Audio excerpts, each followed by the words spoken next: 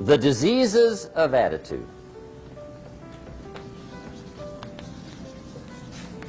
It's never that pleasant to talk about the negative, but we got to talk about it because life is part negative. These attitude diseases are like weeds that grow in the garden. It's a normal part of life. Here's a good phrase to note. Negative is normal. It's not successful, but it's normal. It's part of life. And here's the next key, in my opinion. You must learn to handle the negative. Don't ignore it. Handle it. Now, I know some people teach the other way. And listen to them. And listen to me. And then make up your own mind. Right? Don't be a follower. Be a student. But I say you got to handle the negative.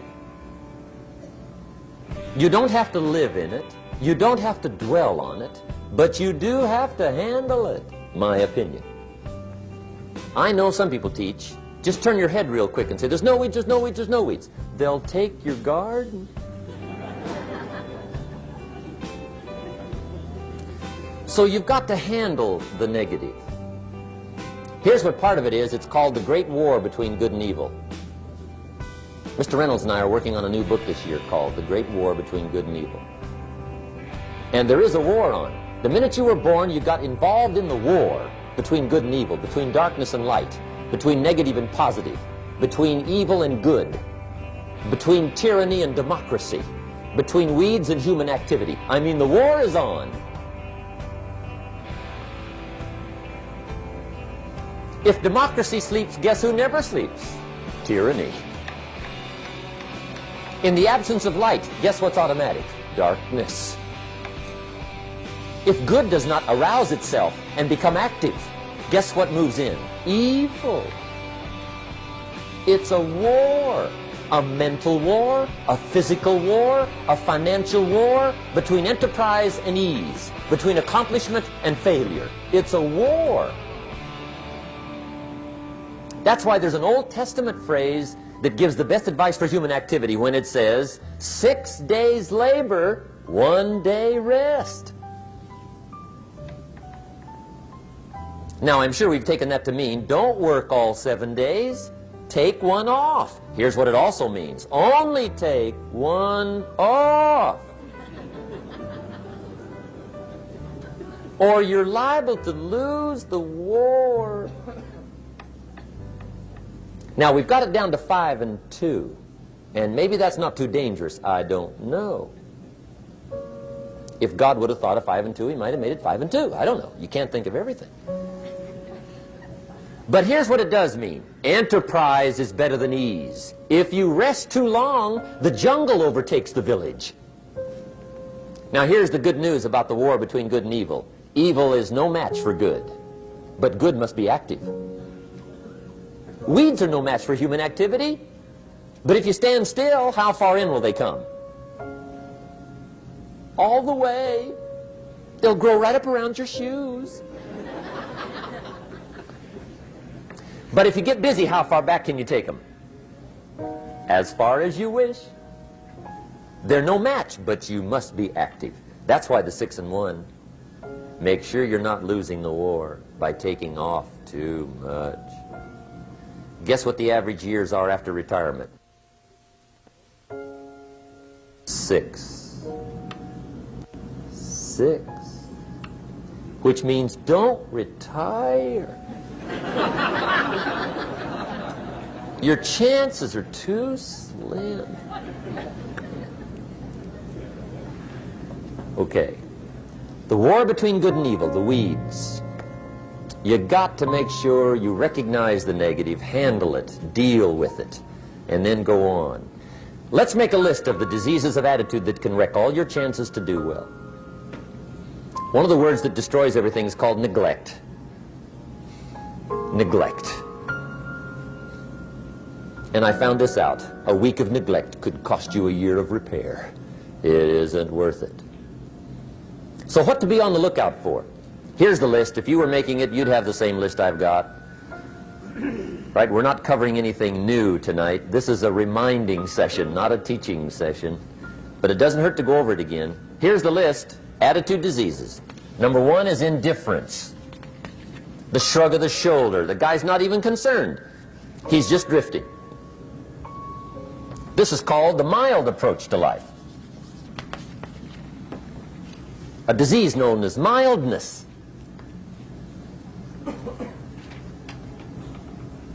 The guy says, well, I can't see getting all that worked up. Well, to be any kind of winner, you got to get worked up.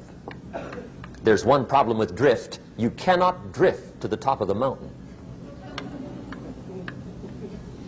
And the good Lord said in the closing chapters of the Bible, here's the best way to live, one way or the other. That's best. Hot or what's next best? Cold is next best to hot. Not the half-baked middle, lukewarm, not too hot, not too cold. What a sad way to live. I think what it means is pick a direction and go with everything you got. Just pick one and go. Somebody says, yeah, but what if it's the wrong direction? You'll find out quicker. It won't take you 25 years to wake up and say, oh no, I've been walking the wrong road. I told my staff the other day, next best to prosperity is adversity. If one doesn't get you, pray for the other. We all do better from one of two reasons, inspiration or desperation. And I don't wish anything bad on you tonight, but if you're not inspired, I hope a wagon comes down your rut. Whatever it takes to get you to try harder, read more, set your goals, and go for it. Somebody asked me one time, what quality would I pick if I wanted to work with somebody? And you know what I picked first? Number one, strong feeling. Please, number one, give me somebody that feels strong. About most anything, I don't even care. Just so they believe it. Even if they disagree with me. Wonderful. Just so they disagree vigorously. I'm not saying it's easy to win those kind of people to your point of view, but I'd rather do that than to try to resurrect people from the dead. Pump them up every month, pump them up, pump them up. I pass. The good Lord needs a leader for the early Christians. Remember the early days of the Christians? Not like today. If you were to stand up in the early days and say, I'm a Christian, cut off your head, toss you and your wife in jail, let you rot. I mean, those were ugly days. Being a Christian back then was not called socially acceptable. They didn't have 125,000 in the Los Angeles Coliseum to hear Billy Graham on a Sunday afternoon. Not back in those days.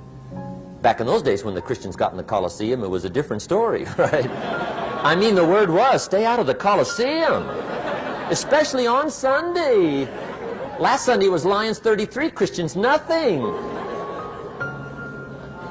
See, those were mean, tough struggle days for the Christians. Now, when the days are mean and tough and struggling, you got to have some kind of leader. Do you know who the good Lord picked for the leader when the days were mean and ugly? Saul. From Tarsus. That's who he picked. Saul. I'll tell you what, I would have picked him. You would have picked him. Anybody would have picked Saul. Saul was one of those incredible guys. Once he got into something, look out. Everybody in the community knew what Saul was in. Because whatever he joined, he'd flip all the switches, open up all the dials, turn on all the faucets, and go like mad. He was known as All-Out Saul. I mean, he was something else. Now, at first, it wasn't working out well. Saul hated Christians, which makes a poor leader, right? I mean, that won't work. Saul got this bug somewhere about the Christians. He got to hating Christians. And he hated them so bad, every time somebody would say Christian, he'd fly into a rage.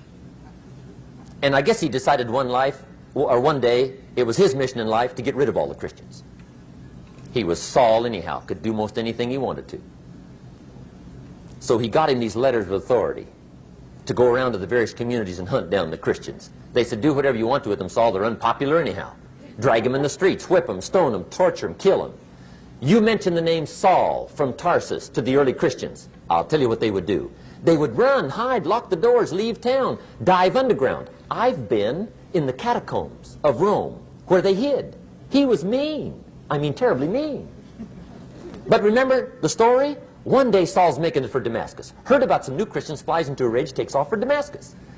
And the story said he was angry. There's a little sentence in the story that says, on his way to Damascus, he was breathing out threatenings and slaughter, which meant he felt rather strong about the idea, right? That's strong. That's strong. But on this journey, right, according to the story, as Saul was making his way to Damascus, the good Lord looks down out of heaven and says, there's my man, Saul. He's got to be something else. And according to the story, this great light shines out of heaven, knocks him flat, right off his horse, grinds his face in the dirt, and blinds him for 3 days. The good Lord using recruiting tools we can't use, but when you're Lord, right? To make a long story short, Saul from Tarsus becomes converted to Christianity. He becomes Paul, the great leader, the apostle. And without a doubt, the good Lord got him a dandy. One he didn't have to pump up every month.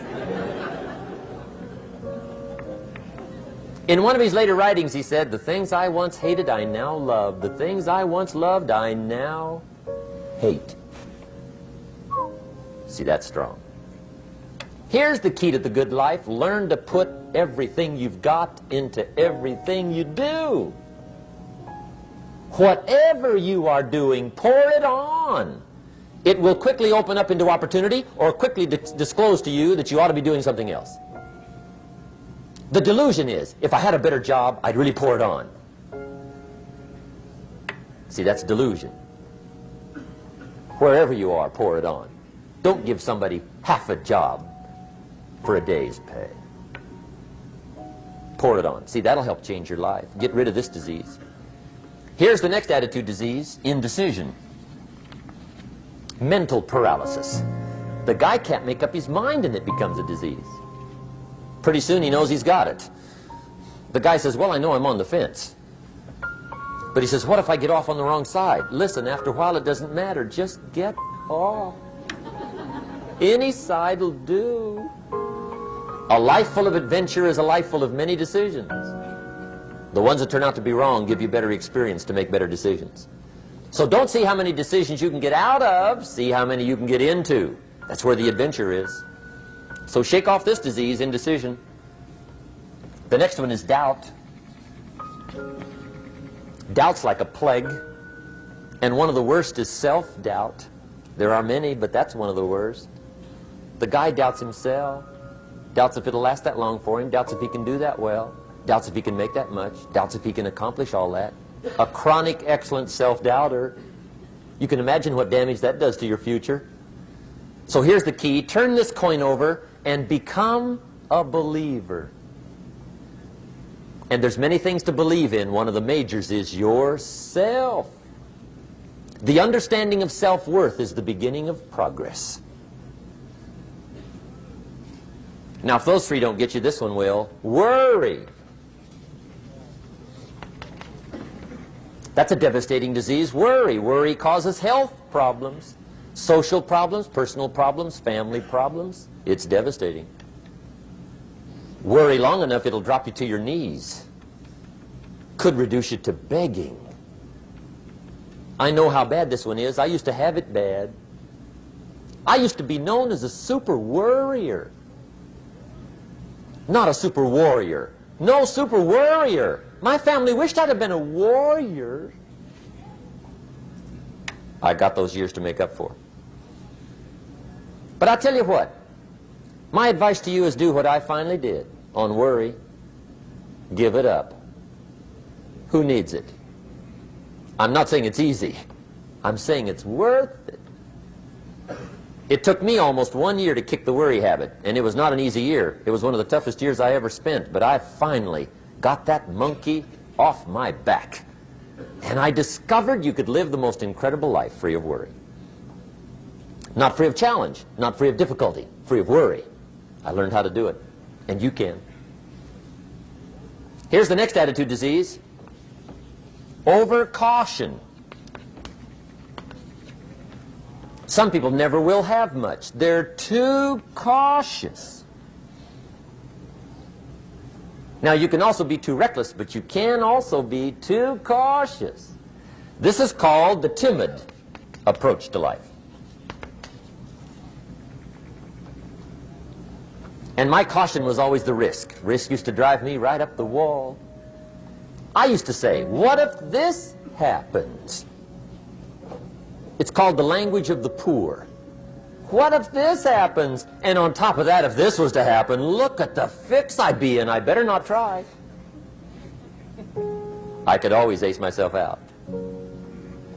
Then I'll tell you what changed my whole life when I finally discovered it's all risky.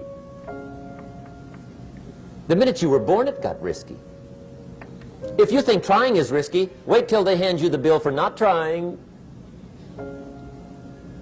If you think investing is risky, wait till you get the tab for not investing. See, it's all risky. Getting married is risky. Having children is risky. Going into business is risky. Investing your money is risky. It's all risky. I'll tell you how risky life is. You're not going to get out alive. That's risky. The Englishman says, well, if that's the way it's going to work out, let's give it a go. Right, that's what it's for. Give it a go. Somebody says, yeah, but I'm looking for safety and security. Fine, then huddle in a corner. We'll cover you with a sheet, bring you 3 meals a day.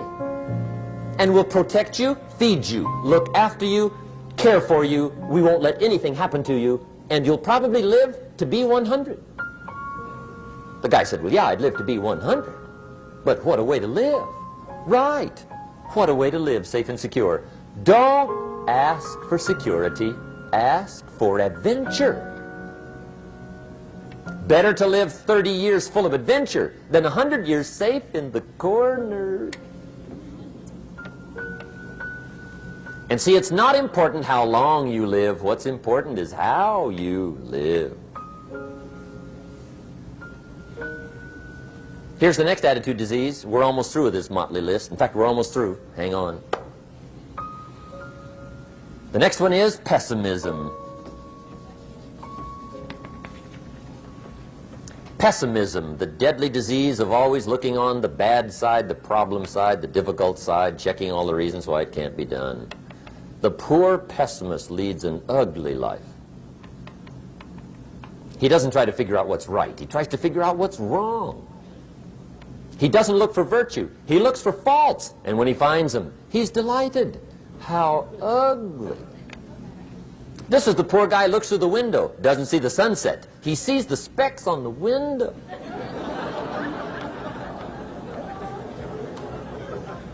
And this is the poor guy, right, who rushes up, takes such leave of his senses. This guy rushes up and he says, I've got 5 good reasons why it won't work. He's so dumb he doesn't know. All he needs 1. He's got 5.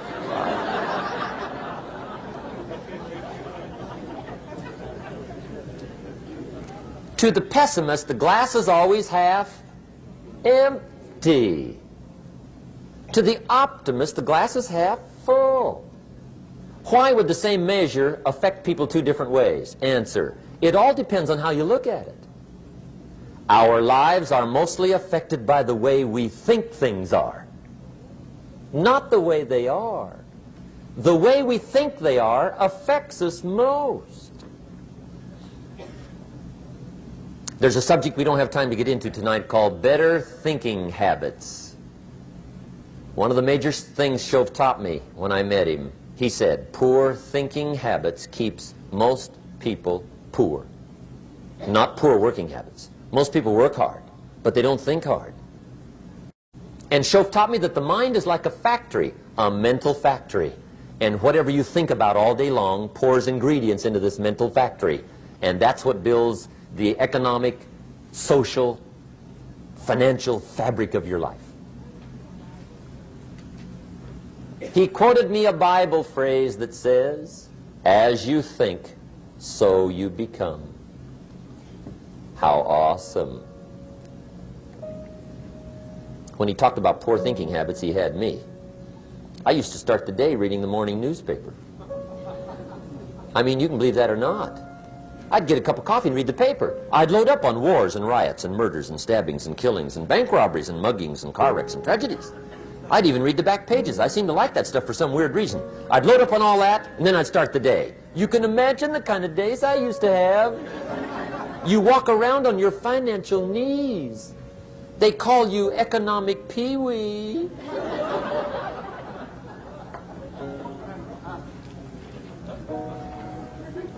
The guy says, I want to be a great leader.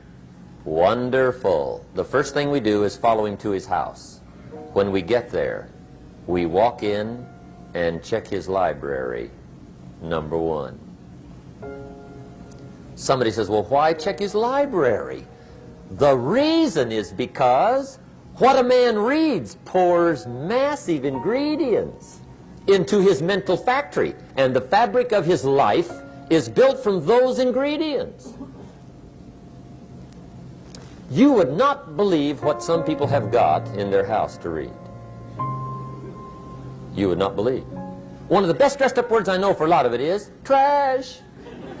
Can you imagine dumping a barrel of trash into this mental factory every day and coming out with a rich, dynamic, positive life? It can't be done. You might as well try making a cake with cement. The kids back in Danbury, Connecticut, high school, they're asking me questions one day. I'm talking to the kids. Kids got good questions these days. One of them said to me, Mr. Rohn, how do you build the good life? I said, it's simple. It's not easy, but it's simple. Here's how you build anything. Select the right ingredients, keep out the wrong ingredients, and it starts with thought.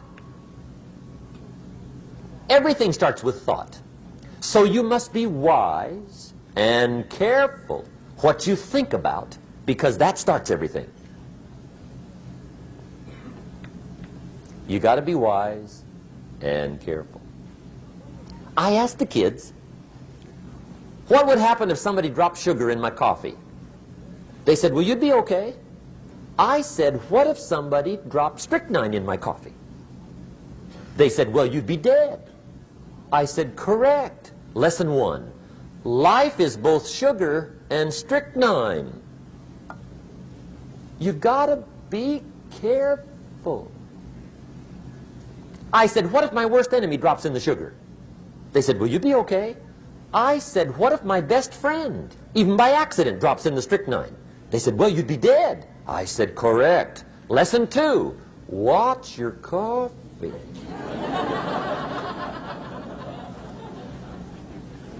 You got to be careful. See, it doesn't matter who hands you the bad stuff. It doesn't matter where you get the bad stuff. It'll still do its damage on your bank account, wherever you get it. Mr. Schoaf gave me one of the greatest phrases when I first met him when he said, Jim, every day stand guard at the door of your mind. How important. Stand guard at the door of your mind.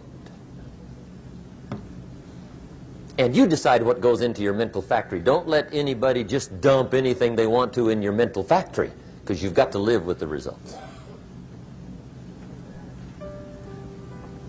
Okay, here's the last disease, and we're through with this list. In fact, we're almost through. Hang on. The last subject is very brief. The last disease, but this one is deadly.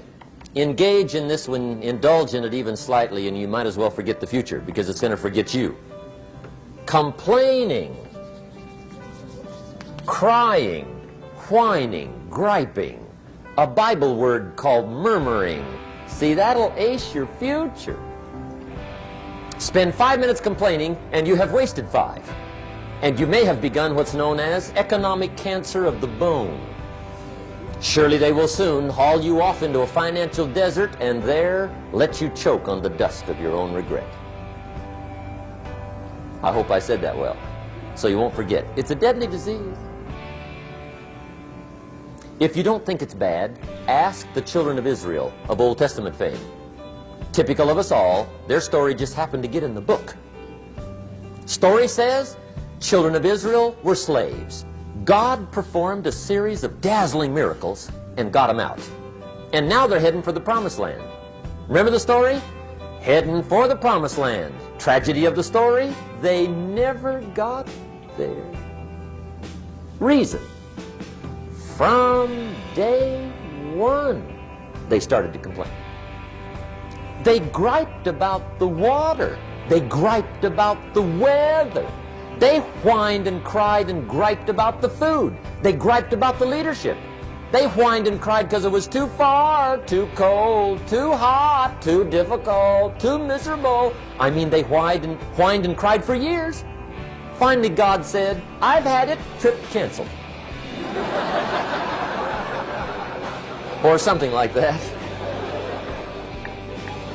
The story says they died in the desert, never got to the promised land. Which I think means two things. Indulge in this long enough, you get your future canceled. And I guess it also means even God himself can only take so much.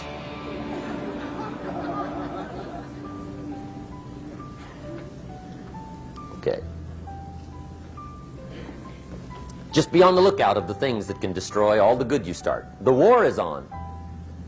And this evening, tomorrow, mentally, personally, socially, economically, you got to make sure you're winning the war. And this is part of it.